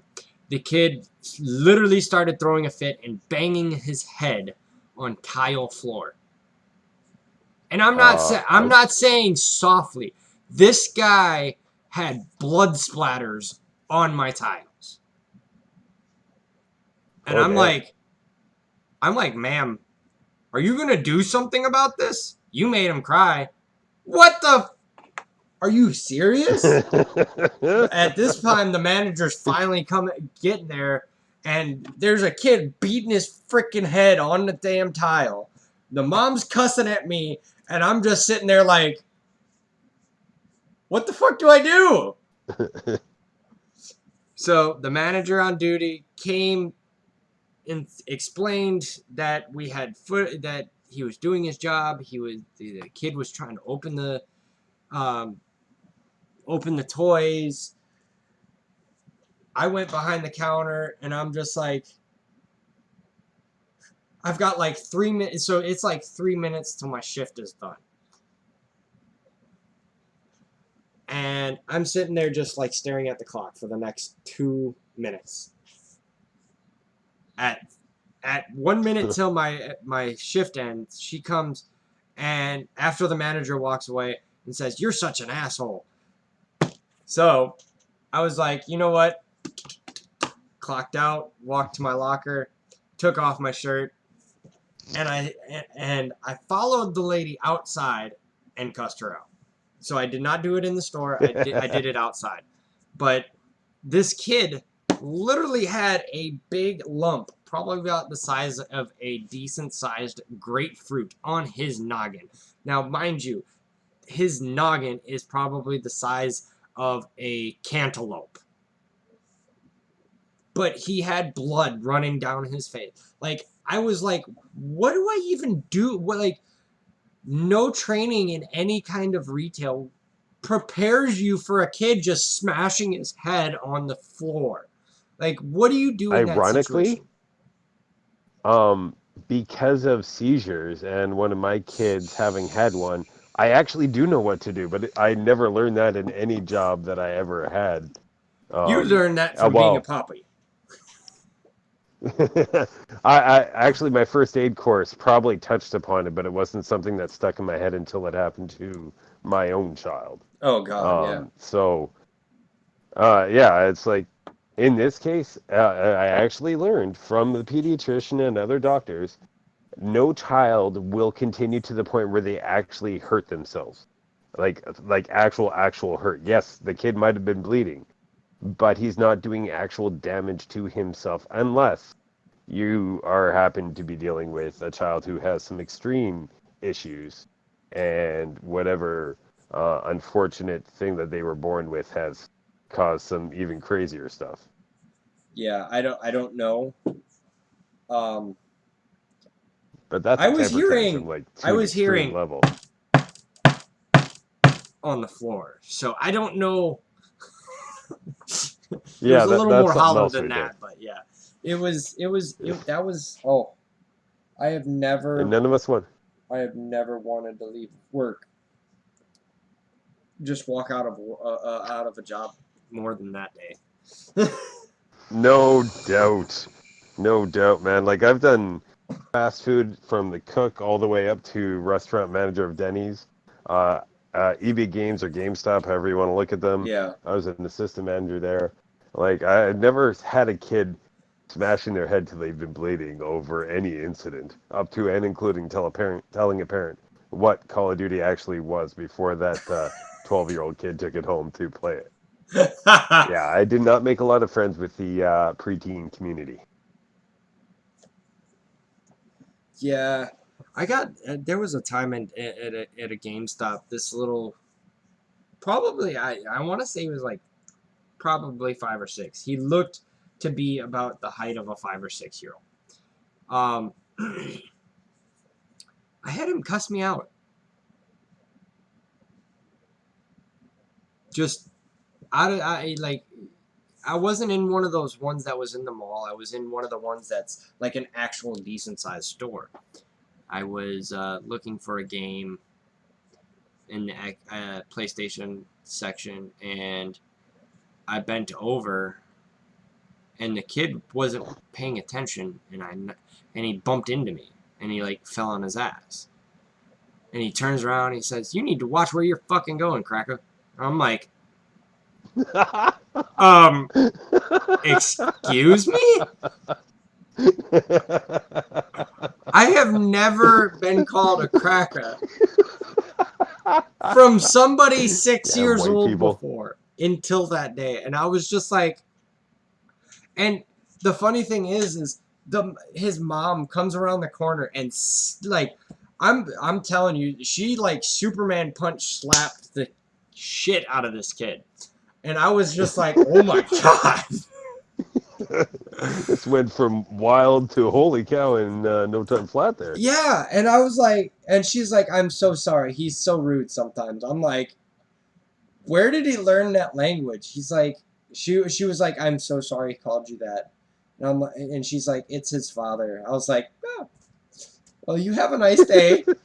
I'm gonna go scrub a little bit of the salt off that now that I just got called a fucking cracker by a little child. Oh. So. Yep. So we've got a couple. That's something, all right. Oh yeah, it was that was yeah, it blew me away, dude. I was just like, how do I even respond to that? What? Yeah, that's a good question. Oh. But anyways. Yeah, I'm thinking of like a million different incidents over time. I mean, I had one guy try to pull me through a drive-through window that I actually did not fit through. So, yeah, that was fun. He's yanking on my arm, and hey, look, my shoulders are wider than this drive-through window. I ain't going nowhere. All because I asked him to stop swearing at me. Some people, I mean, the nerve. Yeah. I've like I said, I've been on both sides of the spectrum. I try to remain on the cool-headed side, but Oh, my dad was like my bio dad. When he walked in the store and he was upset, it didn't matter where customer service was. He was practically yelling the moment he walked in the door, all the way up to customer service until he got what he wanted. yikes. I've worked very hard to never be that person, even when I should be, because the people aren't doing their jobs. Because simply, like, I've seen that. There's no need. And I know, like you said, from firsthand experience, when you're on the other side of the counter, Oh. will work with you. You start off rude, and people will just, yeah, it won't.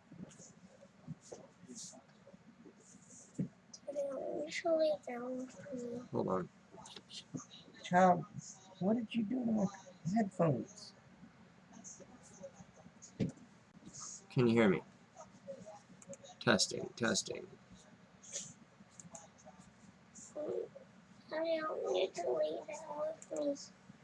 Testing, testing. Can you hear me? I cannot hear apropos. Hold on. Lily, go lay down. It is past your bedtime. Oh, yeah, is it coming through YouTube? That's a good question. Yeah, I made sure not to have that up, because that would definitely be a problem. Okay. So, I couldn't hear you for a second because my child came in wanting cuddles. She got cuddles last night. And then fell asleep. But, so, we're gonna go through a couple more of these questions real quick. The first question in the next topic is quality of life. He basically says he can't get anything, greater than a 21 and a circle secondary speed greater than 15. Sorry, you suck.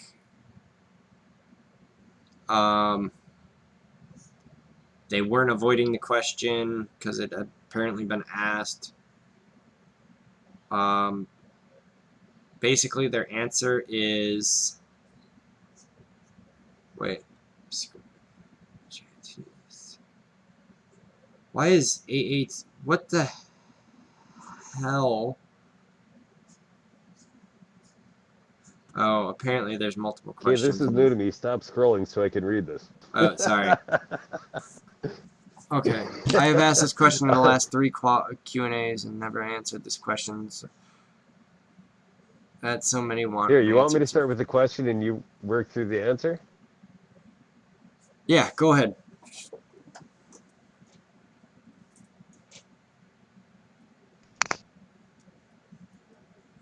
Okay. Yeah. They're not avoiding the question. Really, they're not. They're just not answering it. Yeah. Quality of life. So more quality of life coming this March. Mods 3.0, there's my prediction. AAT Sim. Okay, so if you need that quest, get it done before it turns into an absolute nightmare like Rancor. Or the Wampa. No simming of the Sith Triumvirate, seeing as how people can solo it almost anyways. And a pat on the head about mods. Wow. That's pretty awesome. Like, literally, that's, sorry you're having a rough time, pat on the head. Yeah. Maybe a pat on the back, even. Yeah. So, in other words, RNG just likes to give it to you guys. Sorry about that. Happy Wednesday. I mean,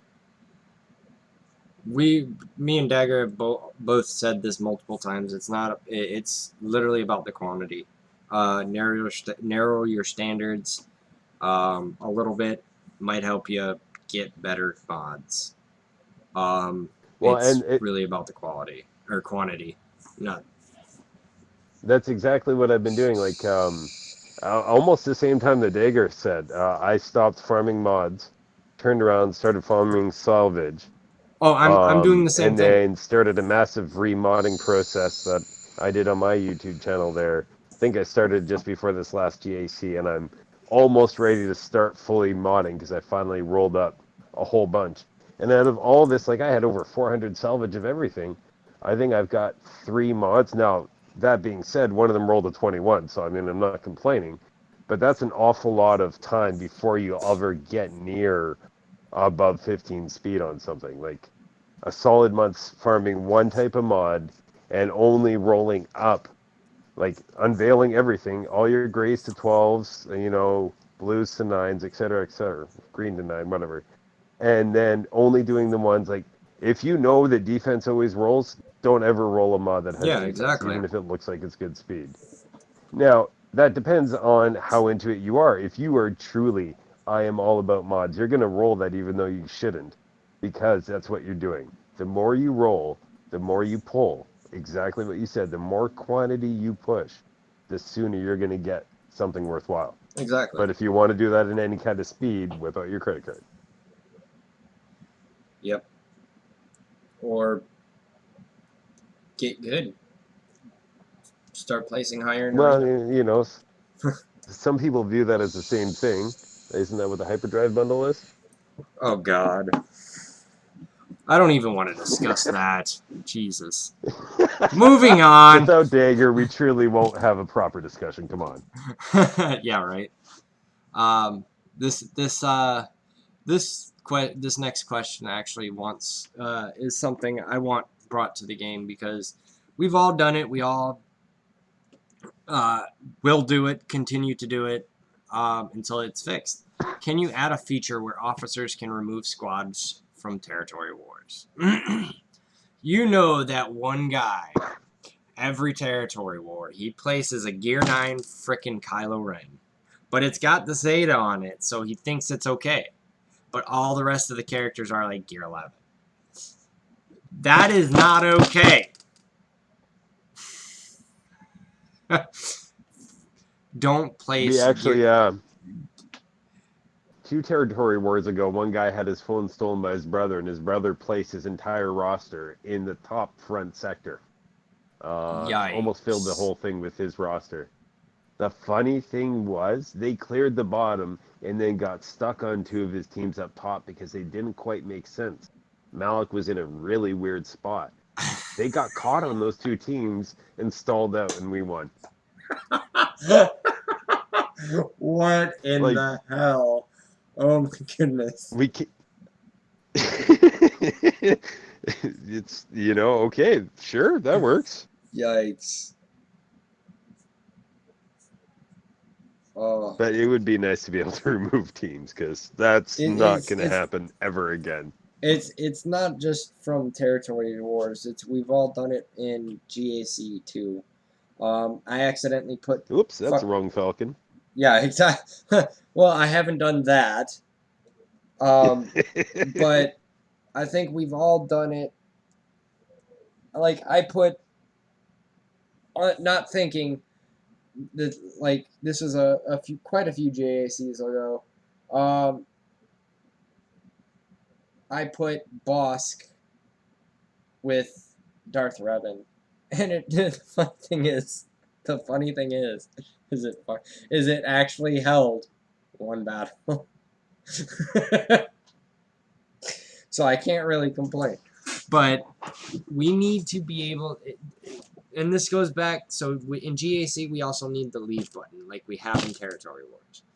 If you're having us make the roster lock when we click join, we need to be able to click leave just in case.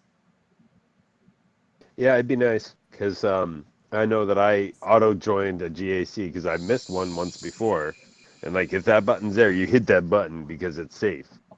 Yeah. And because of that, all the Zetas I was applying immediately after didn't happen. But yeah, so Sven GG basically says this touches on 2 sets of quality of life, guild management, and territory activities. Managing a guild is a lot of work. Trust me, I know. We also want to are giving leaders more information and better tools to decision to perform managerial tasks that cascade into an improved experience for everyone in guilds. We also want to empower strategic decisions in territory activities and strategies often needed to adapt or change to be successful. So soon TM. Mm-hmm. That is something they have touched on, and that it does need to be addressed, because it would be nice, especially, if it sends them, the team you're removing from the board, if it sends the person that placed it an inbox message saying your team has been removed from section B1 or whatever, it would be nice. Yeah, that would be a really simple way to solve it. Well, at least, sorry. And as far as notifications go, that would be a simplistic way to solve it. Yeah. Now, I could see them trying not to, because there's always going to be that one person that is stupid and does stupid things. Yeah.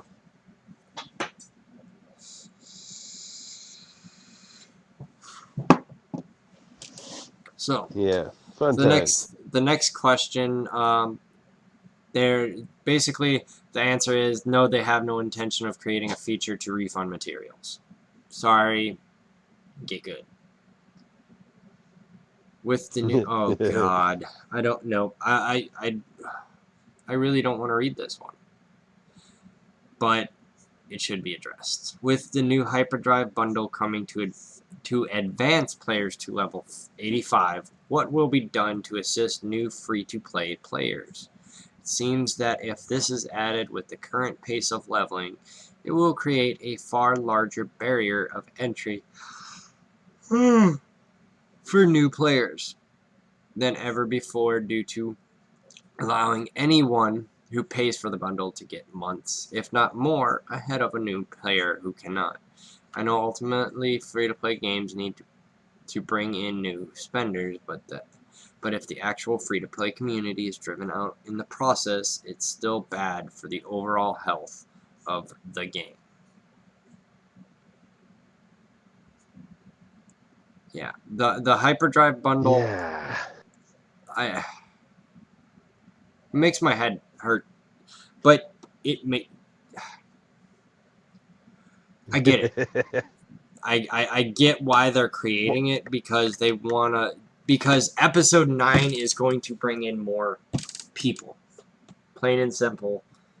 It's, and if they have the right marketing, they're gonna put they're gonna put an ad on every episode 9 trailer, or episode 9 showing, that say here, because that's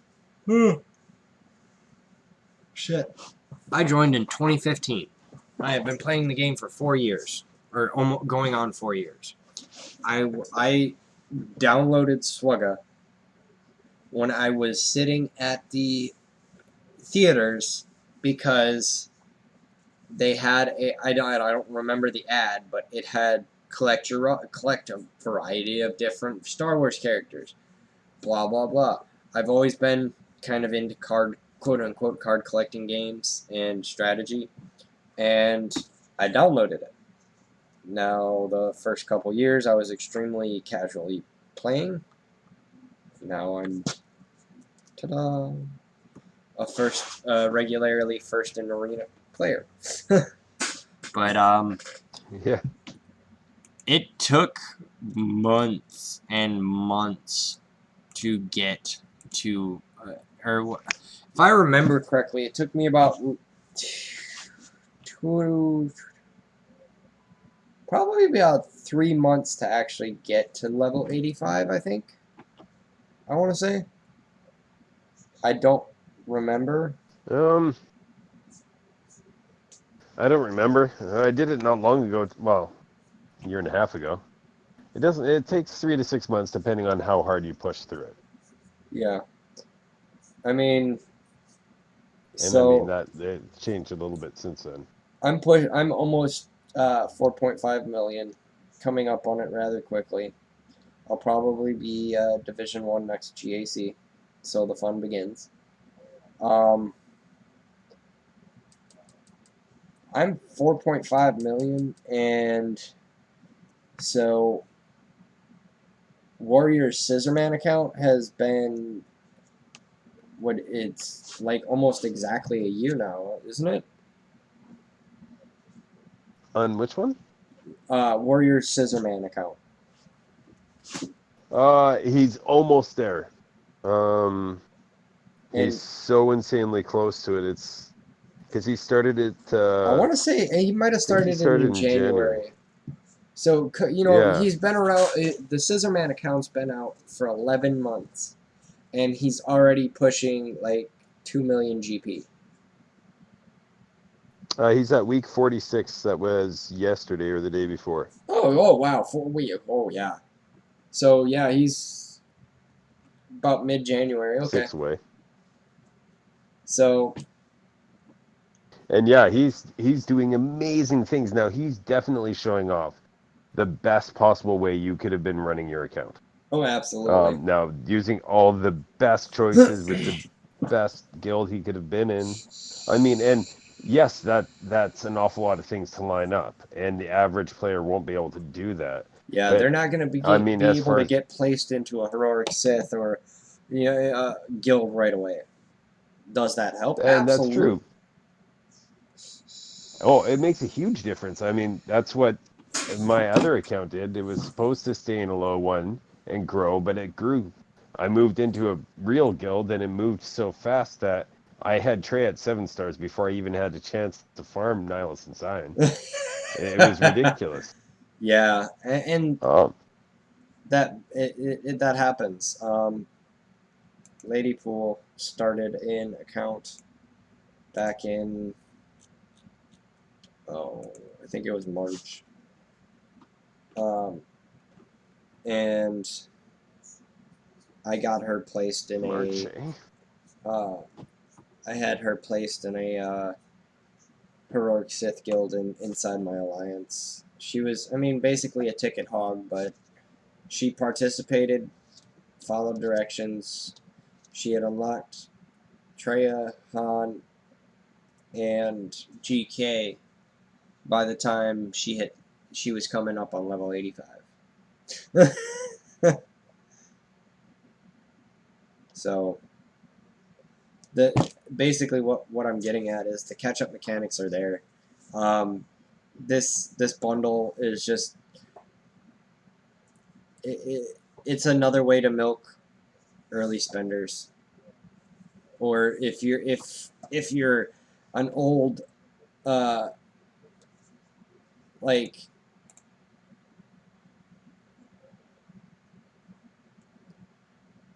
I don't know, if you're an older player and you're creating an alt, this is going to be for you.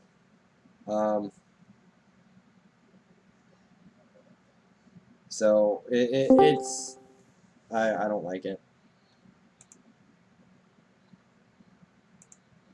I don't like the hyperdrive bundle. I don't like anything that it's suggesting. But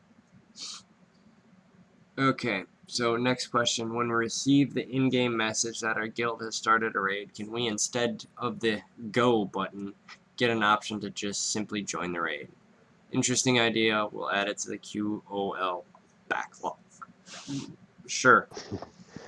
Well, it'd be nice, but I can't see them doing that too quickly. They don't want us to be completely not joining in on the game. Yeah. So this is a silly question. I'm going to skip it. Basically, why do you have to sign up for each phase of GAC? I played the first, second, and third phases. Of course, I want to play the fourth. So if you didn't pay attention, when you click the join button, your roster locks. That's why. Shut up. Can you redesign the mod search tool so I can search my mods based on speed, like speed 3 to 7, speed 8 to 12, speed 13 to 18, speed 19 plus? There are so many speed mods and hard to keep track. There are so many speed mods and hard to keep track of them all. And no one is farming 1 to 4 dot mods. Will be easier to get rid of them totally. All I'm asking is please make the mods easier to find and use. Okay. I don't ever have an issue of finding mods, but do you, apropos?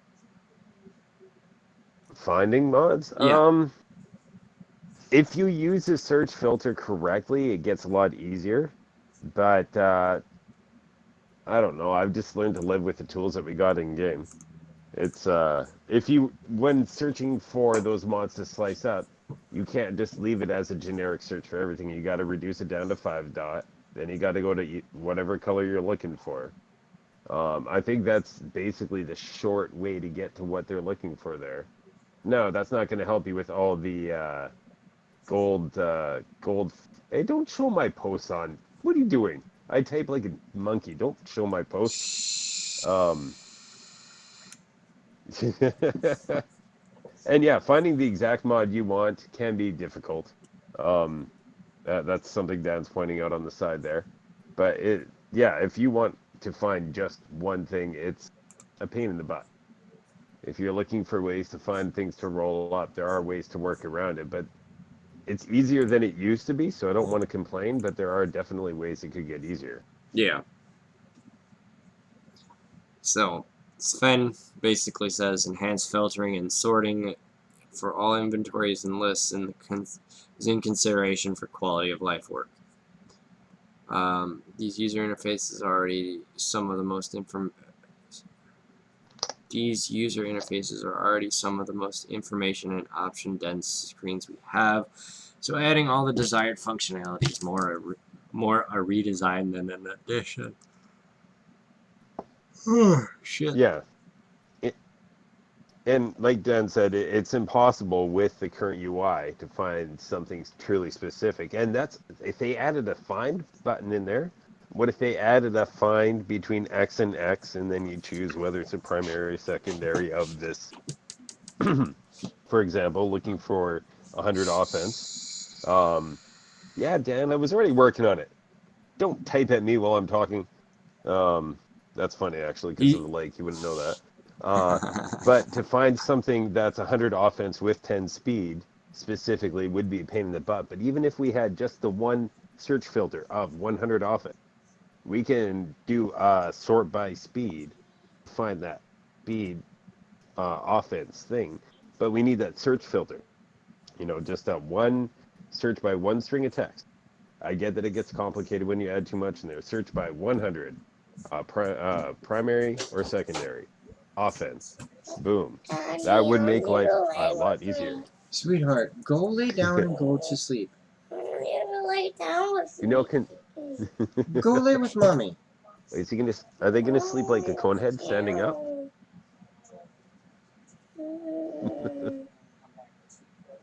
I got lucky tonight. My kids crashed hard, but it was also their Christmas concerts tonight.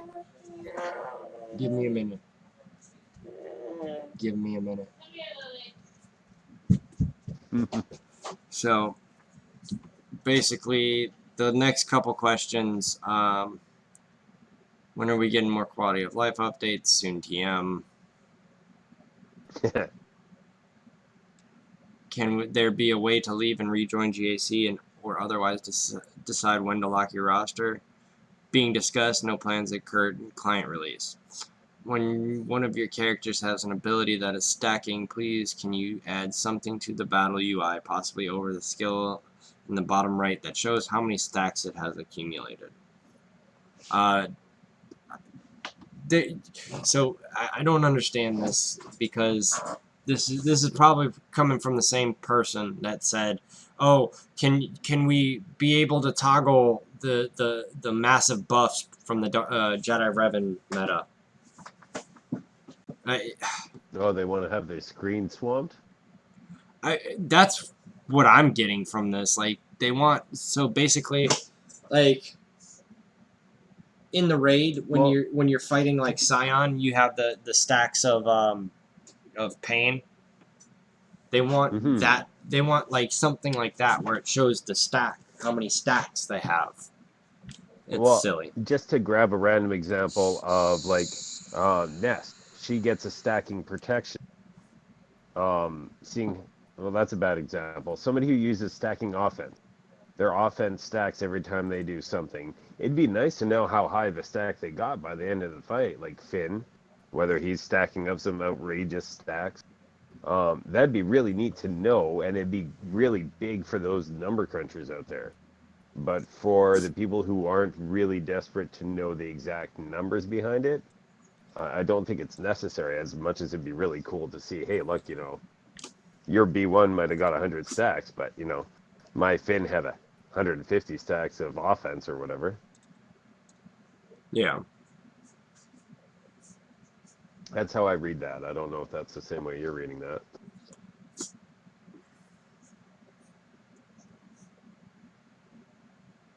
Side note, though, my coffee went cold. Yuck.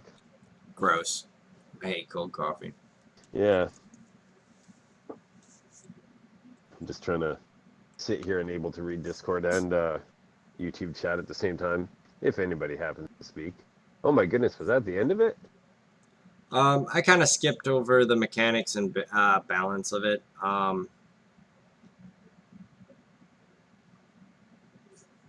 This is actually the most attention I've paid to this. My this week's been kind of nuts for time, so I. Well, here's a good one. Are you able to share specific details of how pilotless ships will scale in relation to the matching the power of traditional Relic 7 pilots? Crewless ships are balance tested at Relic 7 to ensure that the fleets are designed Wait, what? Relic 7 to ensure that the fleets are designed for behave as we... What? Oh my god.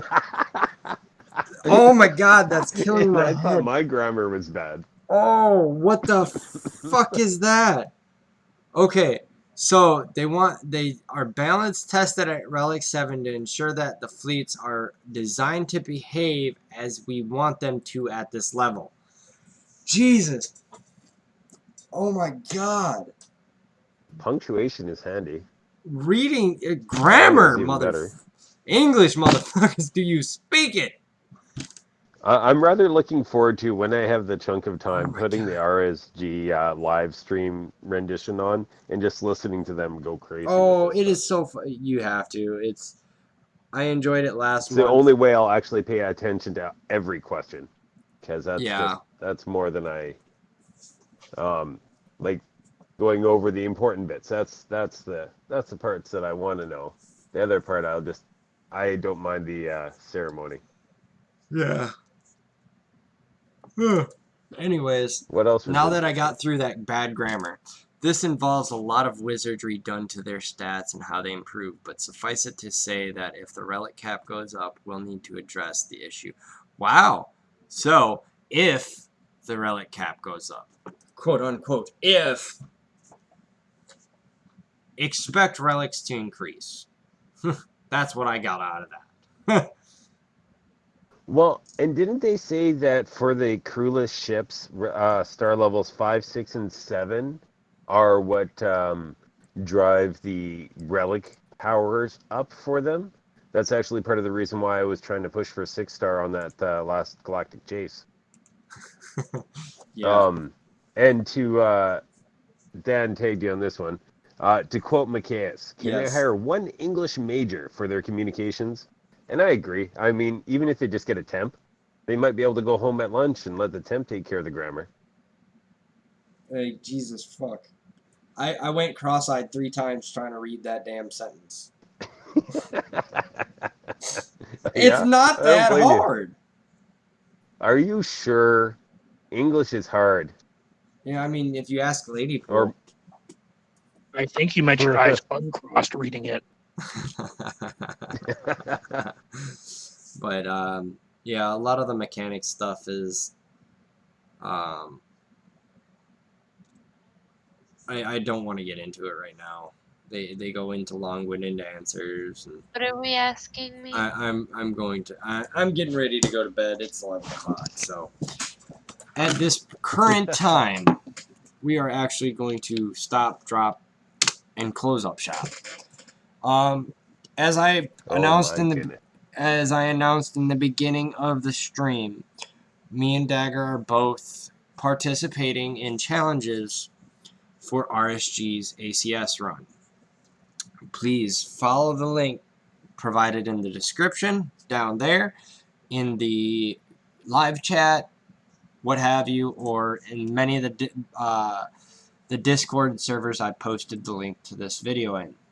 Please go there to their Tiltify and donate. It's for a good cause, and I speak on behalf of Dagger and myself. We both want to Gear 13 these characters for you guys. So go donate, and In my defense, I think if we wanted to do them, we wouldn't need an ACS reward to do them.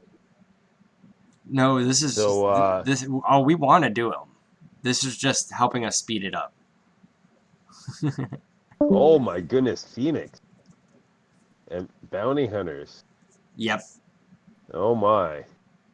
So, go follow the links, and to all you people out in YouTube land, have a good night, a good weekend, and we will see you on the holo tables.